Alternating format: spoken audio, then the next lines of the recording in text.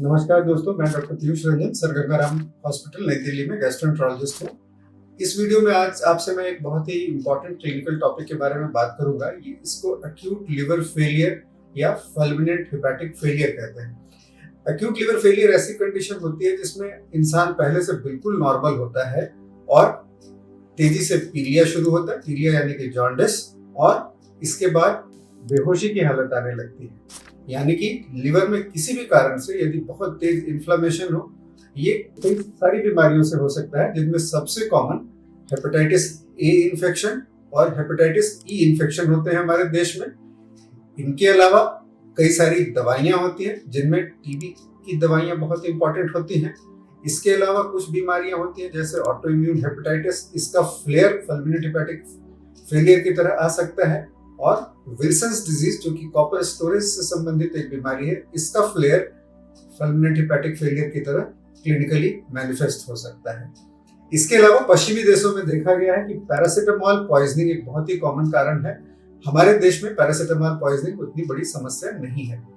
तो fulminant hepatic failure के कारणों की बात करें यदि हम एक्यूट लिवर फेलियर के कारणों की, तो viral infection, viral hepatitis A और ई, ड्रग इंड्यूस्ड जिसमें पश्चिमी देशों में पैरासिटामोल, हमारे देश में सबसे कॉमन टीबी से संबंधित दवाइयां, जिसमें से रिफैम्पिसिन, आइसोनियाजाइड और पैराजिनामाइड, ये 3 दवाइयां इसके लिए रिस्पॉन्सिबल हो सकती हैं, और ऑटो इम्यून हेपेटाइटिस और विल्सन्स डिजीज का फ्लेयर ये भी एफएचएफ की तरह प्रेजेंट कर सकता है। तो इसमें होता क्या है कि पेशेंट बिल्कुल ठीक है। वायरल हेपेटाइटिस एक तरह का वायरल इन्फेक्शन है जो एक प्रोड्रोम से शुरू होता है, यानी कि शुरुआत में बुखार, खांसी, भूख नहीं लगना, उल्टी आना और धीरे धीरे आंखों का पीलापन होना। अगर हम हेपेटाइटिस ए और ई की बात करें तो ये वाटर बोर्न डिजीज है। इस संबंधित मेरा एक और वीडियो है, उसके बारे में आप इसमें डिटेल से देख सकते हैं। हेपेटाइटिस ए और ई वाटर बोर्न इन्फेक्शन होते हैं जो नियरली 99 to 99.5% लोगों में सेल्फ रिकवरिंग होते हैं, यानी कि अपने आप ठीक हो जाते हैं।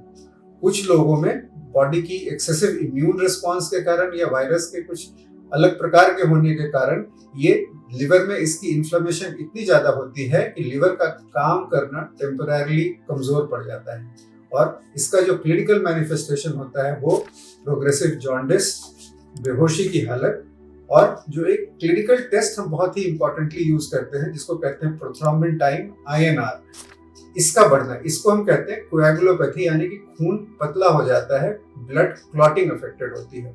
तो जॉन्डिस, बेहोशी की हालत और कोएगुलोपैथी, ये 3 जो क्लिनिकल साइंस और लेबोरेटरी फीचर्स का कॉन्स्टेलेशन होता है, ये फुलमिनेंट हेपेटिक फेलियर का कोर होता है, क्रक्स होता है। इसमें पेशेंट्स के ब्रेन में स्वेलिंग बढ़ती है, बेहोशी की हालत आती है, सीजर्स यानी कि दौरे पड़ सकते हैं, इन्फेक्शंस का रिस्क रहता है।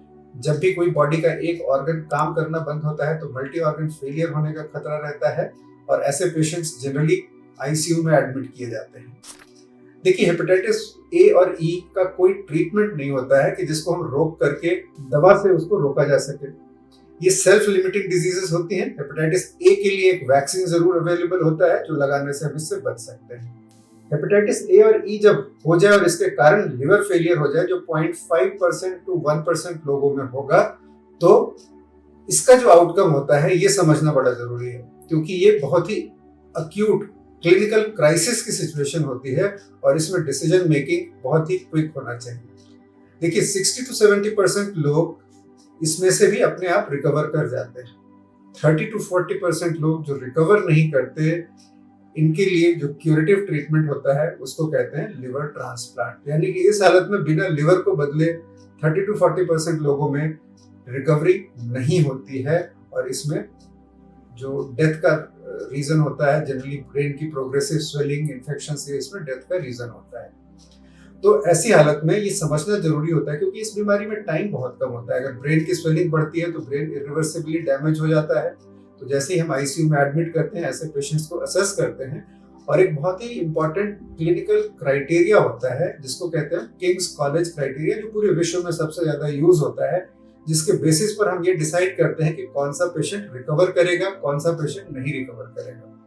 देखिए, इररिस्पेक्टिव की इसमें स्कोर क्या आता है, हम एक ट्रांसप्लांट की काउंसलिंग जरूर करते हैं और ग्रेजुअली इसकी तैयारी करते हैं, क्योंकि ट्रांसप्लांट ऐसी चीज नहीं है और इसमें जैसे लिवर सिरोसिस में ट्रांसप्लांट होता है, उसमें हमारे पास वक्त होता है कि हम उसके लिए प्रिपेयर कर सकें।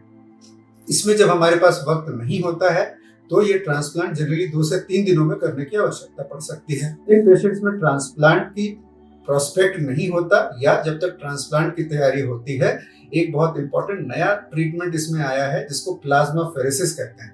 प्लाज्माफेरेसिस के बारे में मेरा एक अन्य वीडियो है जिसमें प्लाज्माफेरेसिस के बारे में बहुत डिटेल से मैंने बताया है। संक्षेप में प्लाज्माफेरेसिस एक ऐसी प्रक्रिया है जिसमें हम ब्लड शरीर से डायलिसिस की तरफ बाहर निकालते हैं, उसमें से सेल्स को सेपरेट करते हैं, सेल्स को हम वापस बॉडी के अंदर डालते हैं और साथ में हेल्दी डोनर का प्लाज्मा देते हैं और साथ में थोड़ा एल्बुमिन देते हैं। इसके जरिए वो टॉक्सिन्स जो ब्रेन की स्वेलिंग और दूसरे ऑर्गन्स का फेलियर कर रहे होते हैं वो रिमूव हो जाते हैं। तो एक तरह की डायलिसिस की प्रोसेस होती है। बट प्लाज्मा एक्सचेंज से ये देखा गया है, ये हमारे देश से भी कई सारी स्टडीज हैं जिसमें 60-70% लोग इससे स्टेबलाइज हो सकते हैं, रिकवर कर सकते हैं और ट्रांसप्लांट तक के लिए उनको स्टेबल रखा जा सकता है। प्लाज्मा एक्सचेंज और ट्रांसप्लांट के अलावा जो सपोर्टिव ट्रीटमेंट होता है वो वेंटिलेटर, कुछ ब्रेन का प्रेशर कम करने के लिए जो प्रक्रियाएं होती हैं वो, एंटीबायोटिक्स के जरिए सपोर्ट और न्यूट्रिशन। जैसा कि मैंने बताया 60-70% लोग फिर भी रिकवर कर सकते हैं, लेकिन जो लोग नहीं रिकवर करते उनके लिए ट्रांसप्लांट और प्लाज्मा एक्सचेंज की जरूरत पड़ती है। विल्सन्स डिजीज और ऑटोइम्यून हेपेटाइटिस में अलग स्पेसिफिक ट्रीटमेंट होता है। खास करके ऑटोइम्यून हेपेटाइटिस में स्टेरॉइड्स के साथ कुछ रिकवरी की चांसेस होती है। विल्सन्स डिजीज में प्लाज्मा एक्सचेंज का बेटर रोल होता है। तो ये अलग स्पेसिफिक बीमारियां हैं जो थोड़ी अनकॉमन होती हैं, और कॉमन होने की दृष्टि से अगर हम बात करें तो हेपेटाइटिस ए, ई और ड्रग इंड्यूस्ड लिवर टॉक्सिसिटी सबसे कॉमन रीजन होते हैं। तो जब भी आपका कोई भी रिश्तेदार, जानकार इस कंडीशन से पीड़ित हो, एक ऐसे हॉस्पिटल में जाए जो प्रोबेबल एक ट्रांसप्लांट सेंटर हो। इसको समझें और इसको समझ करके तेजी से एक्ट करें, क्योंकि इसमें टाइम बड़ा कम होता है और जो भी डिसीजंस लेने होते हैं वो तेजी से लेने होते हैं। इस वीडियो में दी गई जानकारी अगर आपको अच्छी लगी तो अपने दोस्तों और अपने फैमिली मेंबर्स के साथ शेयर करें। धन्यवाद।